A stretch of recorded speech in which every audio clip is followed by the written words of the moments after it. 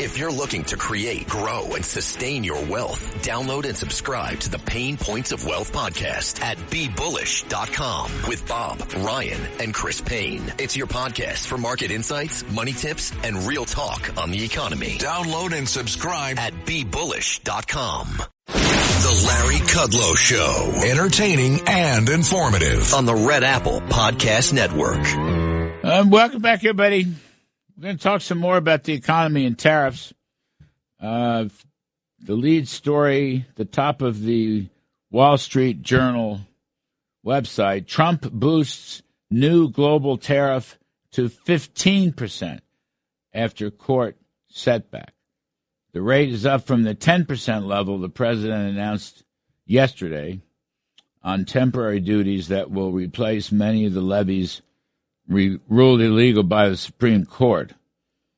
It goes on to say, in a social media post on Saturday, the president said the new level up from 10% would take effect immediately. He said his decision to increase the tariff rate was the result of a thorough, detailed, and complete review of the ridiculous, poorly written, and extraordinarily anti-American Supreme Court ruling. And then it goes on, it's going to be done under the aegis of Section 122 of the Trade Act of 1974, which allows for tariffs of up to 15% for 150 days.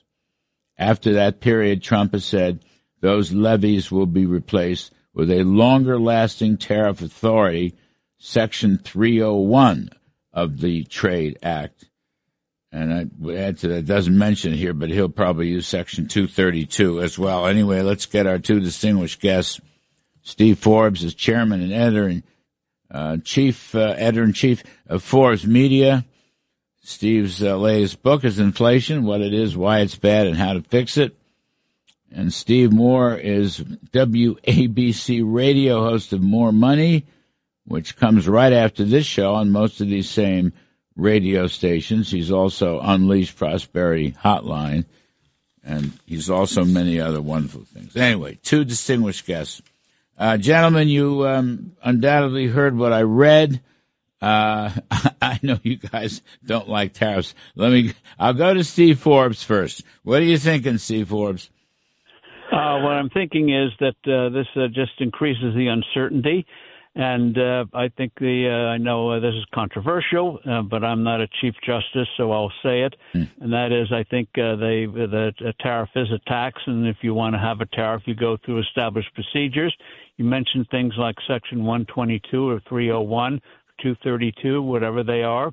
That is an established procedure, and that way, when something happens, you have some permanence to it instead of the on and off again thing we have today. And while, Larry, the focus is on tariffs, I hope in the State of the Union the president has to tackle. One is the Federal Reserve and the belief that prosperity caused inflation. The interest rates, especially on the short end, are very damaging to the economy. Another thing is health care. The Democrats are going to hit us hard on health care. And we need another tax cut. Now, Congress we're not likely to pass one, but I will wish the president would announce that henceforth capital gains will be subject to an inflation adjustment. And he's going to propose, it won't be passed, but he's going to propose, be a great campaign issue, no capital gains taxes on housing. That helps take care of the affordability issue. And the other thing, Larry, that's going to impact the economy is what's going to happen with Iran. That regime has to be removed. We could get, hopefully, a regime change in Cuba. And also, too, we haven't talked much about Ukraine. It's absolutely essential there that Putin not get a victory of any sort in Ukraine. So there are a lot of other things floating out there, not just the tariffs, that could help or hurt the economy. No, you're right. That's well put, Steve, as only Steve Forbes can do it. Honestly, no. And let me go back. I sat down with him 2 weeks ago now. Was it 2 weeks? Yeah, 2 weeks ago in a long interview, Steve. And I asked him about a second reconciliation bill that would include more tax cuts. I was, straight up. And basically he said no. He said that the one big beautiful bill with all of its pieces assuaged all the different political groups and factions, and that he was intent on implementing all of the things in the one big beautiful bill. That was his response. No second reconciliation. So, I agree with you, certainly. I mean, we all have for the last 40 years, indexing capital gains and so forth. I totally agree with you, but Ted Cruz is pushing that, by the way, Steve Forbes. I didn't know if you know that. He's really making a move to index cap gains. I'm trying to get him on the show to talk about it. But, they're so screwed up right now with this DHS, ICE thing, et cetera. And I don't know that these economic reforms you're suggesting will be addressed. I mean, I just don't think so. Well, but they should, in the sense they got to dominate the agenda. And we know we're going to get slammed on health care and on affordability, and taking that housing thing and putting that up front. Boy, every homeowner, one of the good things that's happening in New York in a dreadful situation with our communist mayor is that 3 million homeowners are suddenly saying, and renters too, because they know they're going to get hit with this proposed property tax. People get roused up by that. So set the agenda. And yes, you have to deal with these other things like ICE, but set the positive agenda so people can say, by golly, if the GOP gets in again, some good things are going to happen. Mm-hmm. Steve Moore, the president notched up the tariff to 15%. He's using 301 and 232, which, as Steve Forbes pointed out, are at least legally, constitutionally legitimate. I didn't agree with the IEPA decision at all. But putting that aside, his reciprocity battle, Steve, is going to go on. And I know you don't like tariffs. Neither of you like tariffs. I don't really like tariffs either.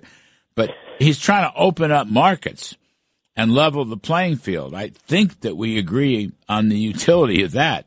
And that's why I still think this tariff authority, that he's going to use 301 and 232. Lighthizer said at the beginning in the transition that that's what they should do. He repeated that last night on our show. But he's got the playing field is not level, Steve Moore. The game's not over yet. Yeah, by the way, I don't know these 360, 262, 425. I don't know all these different laws with respect to trade. But I do think that the court, I think, on balance, made the right decision. The president shouldn't unilaterally be able to put on tariffs except in emergency situations. But that being said, I've always said, every time I see the president, I say, I don't like your tariffs, but I love your trade deals. Yeah, his trade deals have been amazing, and they are leveling the playing field, and they are forcing, I've been trying to find the data from the folks over at the White House, how much of these other countries lowered their tariffs to comply with Trump's demands that we have a level playing field. And I think it's a lot, but I haven't seen the final numbers. By the way, we don't want this president or any president in the future to have a unilateral authority to raise taxes. But that being said, the tariffs strategy has been pretty good. It's been pretty good. Good. Now, I want to make one other quick point, just to say, because Steve Forbes gave a great list of things that Trump could do. I did have a brief meeting with the president this week, and we talked about a lot of things. I'm not going to divulge anything, but except for the fact that I did mention to him about you mentioned Iran, Steve Forbes. The other amazing thing that this president could pull off is Cuba. Cuba is tottering right now. And I just said to him, I don't even know, it just came out of the blue. I just said, Mr. President, if you could liberate Cuba, and I'm not talking about an invasion, but just keep tightening the screws on Cuba. I said to him, look, Cuba would be the modern day version of Hong Kong in the Western Hemisphere. So that is something else, Steve Forbes and Larry Kudlow, I'd like to see happen under this presidency. Well, to finish what JFK tried to do, 70 years ago. So Rubio, he wants to do it. Rubio, he's the right guy to do it too. Yes, yep. But it is reported that Rubio has been meeting with Raul Castro's grandson. All right. So they're go on. Do we know the president said that he's cutting off the flow of oil to Cuba, which is their only source of revenue. Has that actually been implemented? Yeah. I'm not an expert on this, but what I'm reading is that they not entirely, but Cuba is in really bad economic shape in part because of that embargo on the oil. Well, I hope they do, because that will force them. And I wanted to add Steve Forbes. I was talking earlier in the show to my dear friend Robert O'Brien, former National Security Advisor. I'm sure you guys know Robert O'Brien. Yep. Look, I'm not a crazy war hawk. I'm not. But in Iran, and the president is now saying this, 32,000 people have been killed. 32, God. And I'm sure that number is low. God, and, it is.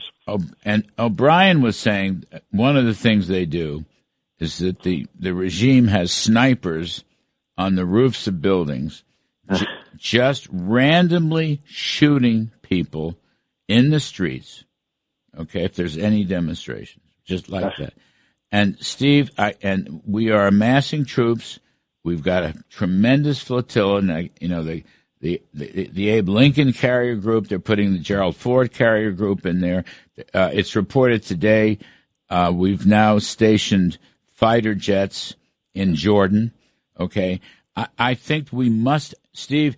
32,000, whatever the number is, it's a crime against humanity, and it must be changed. There must be regime change in Iran. There simply must be regime change in Iran, Steve.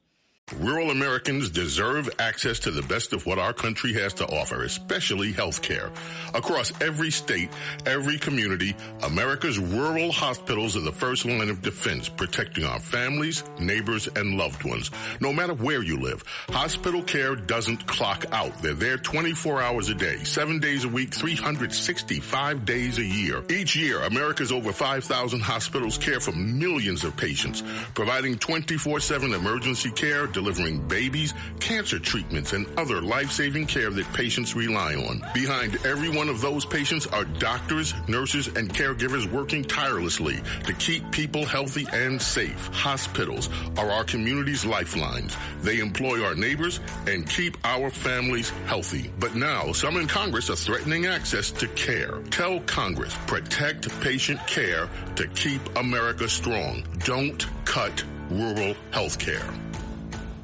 Rural Americans deserve access to the best our nation has to offer, especially when it comes to health care. Across every state and every community, America's rural hospitals are the first line of defense, protecting our families, neighbors, and loved ones. No matter where you live, hospital care doesn't clock out. They're there 24 hours a day, 7 days a week, 365 days a year. Each year, America's over 5,000 hospitals care for millions of patients, providing 24/7 emergency care, delivering babies, cancer treatments, and other life-saving care that patients rely on. Behind every one of those patients are doctors, nurses, and caregivers working tirelessly to keep people healthy and safe. Hospitals are our community's lifelines. They employ our neighbors and keep our families' health. But now, some in Congress are threatening access to care. Tell Congress, protect patient care to keep America strong. Don't cut rural health care.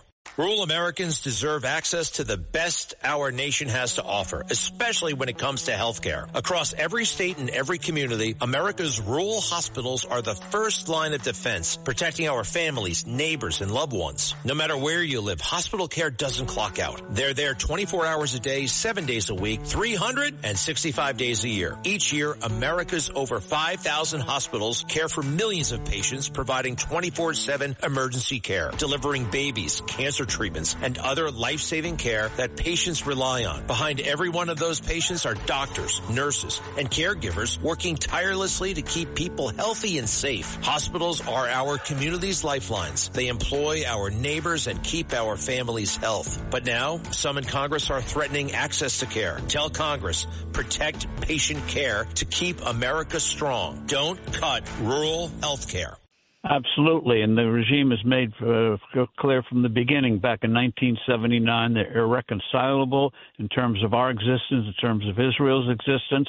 They've been waging wars of sorts against us for almost half a century. Back in June, I wish we had done what the Israelis wanted to do and take out not only the rest of their nuclear program, the remnants of it, but hit their missile program and go for regime change. Right now, especially after the president said several weeks ago, I have your back. Now you have tens of thousands dead. This regime has lost all moral authority, and anything less than regime change would be a huge defeat for the free world, for the United States. Yeah, I agree. So this chatter about, a small hit at the beginning, I think it's just a diversion. They got to go for the knockout blow. It should have been done months ago. Good to do it now. Obviously, it's going to create certain problems, but that regime cannot be allowed to last. The world would be a better place if that regime has changed. I'm telling you, stock markets will go up because of it. The outlook for the the world will be, they're reporting, I guess yesterday and today, advanced planning. This is from the Joint Chiefs Military and CENTCOM, decapitations, striking, the leaders, the actual leaders, the senior people in the regime. Just hit them. But I think you're right. They have to take out the ICBMs too. They didn't do that in the first round. And we have to remember, they are the center of terrorism around the world. Yes. Yeah, even if they're not around, there'll be incidents of it, but they're the biggest of fomenters of it, biggest trainers of it, biggest financiers and weapons providers. So they got to go. And even if these clowns, murderous clowns, can hide out in a cellar, eventually the people are going to find them. And if we don't knock them out, I guarantee you they're going to be hanging from lampposts. Yeah, we're talking to two of the best. It's a treat, a real treat. Steve Forbes, chairman and editor-in-chief of Forbes Media, and Steve Moore, who's got the radio show More Money coming up after this show on most of these same radio stations, and Unleashed Prosperity Hotline, and America First Policy Institute. We have to work out. We're going to do a joint. Economic Summit. Yeah, it's going to be a lot and great you fun. And Steve Forbes are going to be two of the keynote people. So, Steve, I don't know if you have it in your calendar yet, but you'll be there with Lapper. We'll be there, yeah. Mike Faulkner is going to help organize that thing. Absolutely. He's terrific. By the way, Larry, can I just say one quick thing before I forget? Congratulations to the great U.S. women for their amazing victory against Canada in the hockey game. It was scintillating. It was an amazing game to watch, and so proud of them. And beat Canada tomorrow on the men's side. We'll have beaten them twice for gold medals. That'll be an amazing match tomorrow. Well, now this is a perfect segue because sports. I was going to ask you, the Chicago Bears are moving to Indiana. And I just saw Governor Braun, who was Senator Braun, was just on Fox News talking about it. The Chicago Bears, George Hallis will turn over in his grave. But what's happening there, Steve Moore? Why is this? As though we didn't know. You know, I'm a Bears fan. Grew up in Chicago, Bears and Cubs, and this would be an incredible black eye for the city of Chicago and for the Governor Pritzker and the Mayor Brandon Johnson, who are both completely incompetent. But, look, the Bears are icons in Chicago. And nobody's going to want to drive 25 miles from downtown Chicago to Hammond, Indiana. You have to go through Gary, Indiana. Larry, I don't know if you've ever been to Gary, but that's not the most wonderful place on the planet. But it is a failure of leadership, and this is happening in every blue state. So now you have got a blue state football team that's been there for 100 years that's going to move to a red state because less regulation and less taxes. Some of these states, what is it? Washington State has a special tax on the athletes, on the pro athletes. That's right. Now, does Chicago have that or Illinois? Well, it's just the taxes, just generally the property taxes and the sales taxes and this tax and that tax, and it's just an anti-business place, Larry.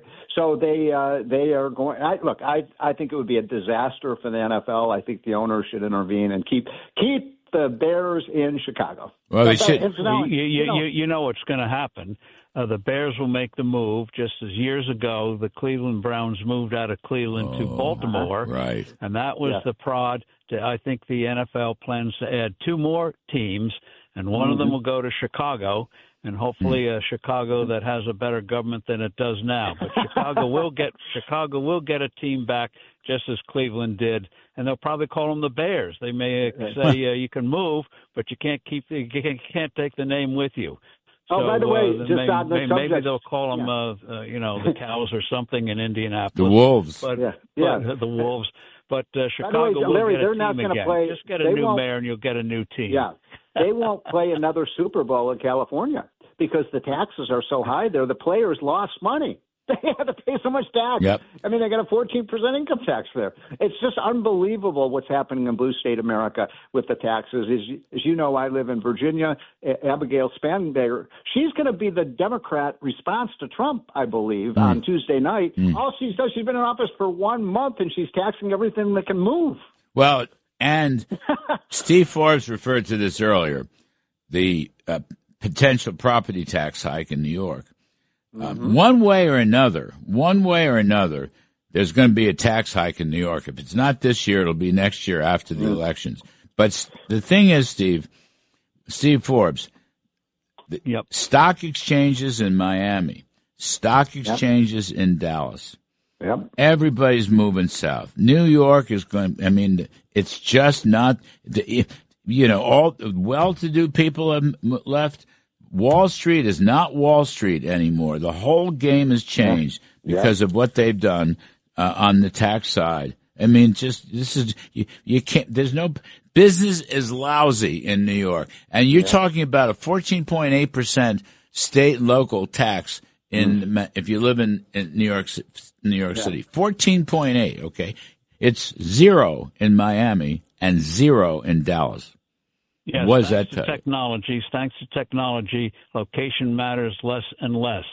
And by the way, the comic Jimmy Fallon put it very well. He said there's so much now in New York, so much uncollected garbage that the rats are taking Ozempic.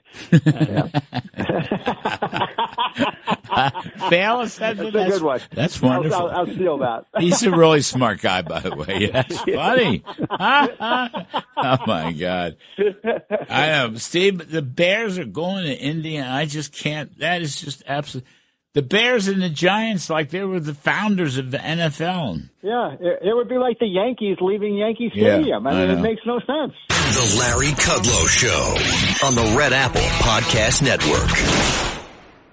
Rural Americans deserve access to the best of what our nation has to offer, especially health care. Across every state and every community, America's rural hospitals are the first line of defense, protecting our families, neighbors, and loved ones. No matter where you live, hospital care doesn't clock out. They're there 24 hours a day, 7 days a week, 365 days a year. Each year, America's over 5,000 hospitals care for millions of patients, providing 24/7 emergency care, delivering babies, cancer treatments, and other life-saving care that patients rely on. Behind every one of those patients are doctors, nurses, and caregivers working tirelessly to keep people healthy and safe. Hospitals are our community's lifelines. They employ our neighbors and keep our families healthy. But now, some in Congress are threatening access to care. Tell Congress, protect patient care to keep America strong. Don't cut rural health care.